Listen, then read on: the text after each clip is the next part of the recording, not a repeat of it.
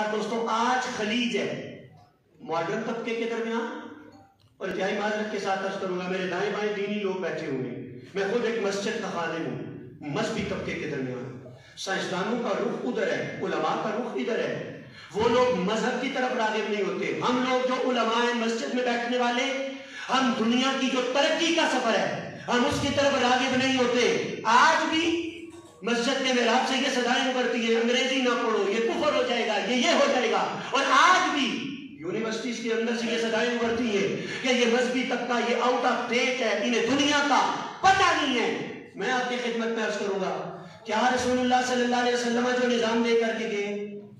کیا یہ اس نظام کی برکت نہیں تھی کہ مسجد کی چٹائی پہ بیٹھنے والے امام جعفر صادق اپنے دور کے 1000 سائنسدان شاگرد بن کے ان کے سامنے چٹائی پہ بیٹھے نظر آتے ہیں، 1000 سائنسدان وہ خطبہ دیتے اور وہ کاپی پین لے کے کرتاس اور قلم لے کر کے وہ ان کے افادات، وہ ان کے ملفوظات، وہ ان کے خطابات وہ لکھ رہے ہیں، اور پھر جہاں سائنس کے معاملے میں وہ پھنس جاتے ہیں حضرت امام جعفر صادق ان کی الجھنوں کو دور کرتے ہیں۔ یہاں تک کہ میں بہت کم لوگ جانتے ہوں گے، میں آج آپ کی خدمت میں عرض کروں، حضرت امام جعفر صادق کا زمانہ 1300 سال پہلے کا زمانہ ہے کم ہوگی۔ انہوں نے اس دور میں کہا تھا ہم اہل بیت نبوت کو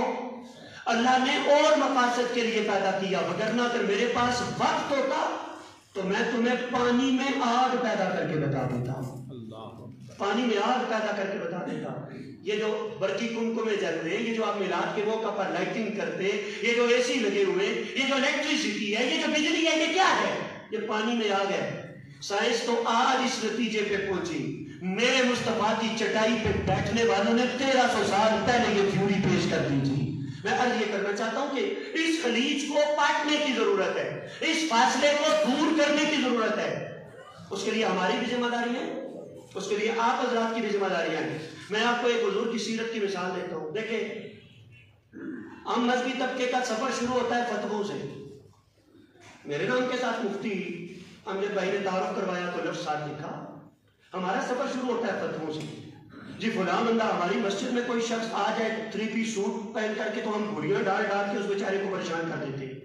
کسی ایک مسلک کا بندہ دوسرے مسلک کی مسجد میں آ جائے، ہم لوگ اس طرح گھڑیاں ڈالتے ہیں کہ پتہ نہیں ہے کسی اور پلانٹ کی کوئی مخلوق وہ ہماری زمین پر اتر آئی ہے۔ میرے عالی وقار دوستو، آؤ میں حضور کی سیرت کا فیض آپ کے سامنے رکھوں۔ سبحان اللہ۔ دیکھو کینچی کو عربی زبان میں مقراض کہتے ہیں، ایک محاورہ ہے القرض و مقراض المحبہ، قرض محبت کی کینچی ہے، مقراض قرض قاف را واد، اس مادے کا مطلب ہوتا ہے کاٹنا، قطع کرنا، تو کٹ سم تھنگ۔ لیکن آؤ میں مزیدار بات آپ کو بتاؤں، میرا تو یہ پڑھ کے سر فخر سے بلند ہو گیا۔ حضور علیہ الصلوۃ والسلام جو چند چیزیں اپنے ساتھ رکھا کرتے تھے ان میں کنگا بھی ہوتا تھا، کینچی بھی ہوتی تھی، سرمدانی بھی تھی، لیکن میرے آقا جو کینچی رکھا کرتے تھے اس کا نام مقراض نہیں تھا، میرے آقا کی کینچی کا نام بھی تھا مجمع یا مجمع، جیم میم عین، اور بھئی جمع کرنا، یہ اجتماع ہے، اجتماع، یہ مادہ وہی ہے، اصل وہی ہے، لفظ کی اوریجن اور بیس وہی ہے۔ مطلب کیا؟ حضور کی کینچی کا نام یہ مجمع، اس کا مفہوم یہ ہے میں محمد کاٹنے ادھیڑنے اور بکھیرنے کے لیے نہیں آیا، میں اللہ کی مخلوق کو چھوڑنے کے لیے دنیا میں آیا، میں مخلوقات کے دلوں کو قریب اور قریب تر کرنے کے لیے آیا ہوں۔ کیا رب کریم نے حضور کی سیرت قرآن میں بیان کرتے ہوئے نہیں کہا کہ وَكُنْتُمْ عَلَىٰ شَفَا حُفْرَةٍ مِّنَ النَّارِ فَأَنْقَذَكُم مِّنْهَا؟ یہ آیت کب اتری تھی؟ جب اوس اور خزرج مسلمانوں کے 2 قبائل، اہل مدینہ کے 2 قبائل کسی معاملے پہ الجھن ہوئی، کلیش بنا، کنفلکٹ ہوا، اور وہ کنفلکٹ جب جنگ میں بدلنے لگا، تلواریں میرے عام ہو گئی، نیزے والے پرچیاں چمکنے لگے، میرے آقا کریم کو اطلاع ملی، حضور علیہ الصلوۃ والسلام مزمل کی چادر سمیٹتے ہوئے کھڑے ہو گئے، حضور علیہ السلام مسجد نبوی کے منبر پر آ کے جلوہ افروز ہوئے، دونوں قبیلے حضور کے سامنے، تو میرے آقا کریم نے سوال کیا کیا تم لوگ جاہلیت کی زندگی نہیں گزار رہے تھے؟ اللہ نے مجھ محمد کے صدقے تمہیں اسلام کی ہدایت عطا فرما دی، کیا تم لوگ ایک دوسرے کے جانی دشمن نہیں تھے؟ مجھ محمد کے صدقے اللہ نے تمہیں ایک دوسرے کے قریب کر دیا۔ میں کیا دیکھتا ہوں کہ تم پھر زمانے جاہلیت کی طرف پلٹ کے جا رہے ہو، چند لمحے پہلے جن کی کی آنکھوں میں خون اترا ہوا تھا، اب ان کی آنکھوں میں محبت کے آنسو چمک رہے تھے۔ میرے مصطفیٰ کریم علیہ تحیت و ثنا کے چند لفظوں کی برکت سے میں بالکل کوئی مجھے یہ آڑ نہیں، کوئی مجھے یہ ڈر نہیں کہ اہل علم مذہبی لوگ مجھ سے خفا ہوں گے یا ماڈرن طبقہ خفا ہوگا۔ یہ حضور کی سیرت کا بیان ہے، یہ کلمہ حق ہے، اور یہ کلمہ حق میں بہرحال یہ صدا ہمیں بلند کرنی ہے۔ میرے عالی وقار دوستوں، مجھے بتاؤ 23 برس کے عرصے میں اللہ کی پوری مخلوق سے شرک کے اندھیرے نکال کے رب کی توحید کی روشنیاں عام کر دینا، اگر آپ سمجھتے ہیں کہ یہ حضور کا معجزہ ہے تو کیا خیال ہے یہ معجزہ ڈانٹ ٹپٹ کے ذریعے حضور علیہ السلام نے منوایا؟ کیا یہ فتووں کے ذریعے حضور علیہ السلام نے یہ معجزہ منوایا؟ میں تو یہ بھی دیکھتا ہوں کسی قبیلے کا کافر سردار حضور کی بارگاہ میں حاضر ہوتا ہے تو میرے آقا اسے رسپیکٹ دینے کے لیے اپنی جگہ سے کھڑے ہو جاتے ہیں، اور پھر میرے مصطفیٰ کریم علیہ تحیت و ثنا اپنے سامنے بیٹھنے والوں سے کہتے ہیں قوموا الی سیدکم، اور میں کھڑا ہوں، تم بھی اپنے سردار کی کھڑے ہو کر کے رسپیکٹ کرو، کھڑے ہو کر کے عزت کرو۔ لیکن یار پھر حضور کی اس خوبے دل نوازی،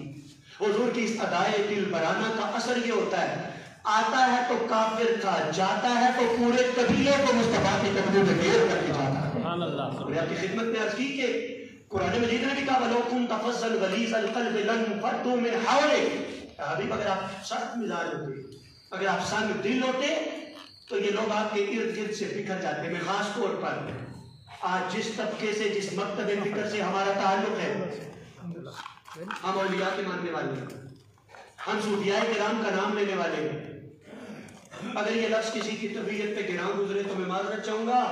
ہم تصوف کے نام پر اپنی دکانیں اور ہٹیاں چلانے والے ہیں، ہم تصوف کے نام پر مخلوق خدا کو اپنے ساتھ چھوڑنے والے ہیں۔ لیکن کیا تصوف کا یہ مطلب ہے کہ جو میرا مرید ہے وہی مسلمان ہے، باقی سب دائرہ اسلام سے خارج ہے؟ کیا مذہب اور دین کا یہ مطلب ہے جو میری تنظیم اور میری تحریک کا حصہ ہے وہ راہ راست پر ہے، باقی سب گمراہ ہیں؟ میں جب یہ باتیں پڑھتا ہوں میرا سر فخر سے بلند ہو جاتا ہے۔ حضرت خواجہ نظام الدین اولیاء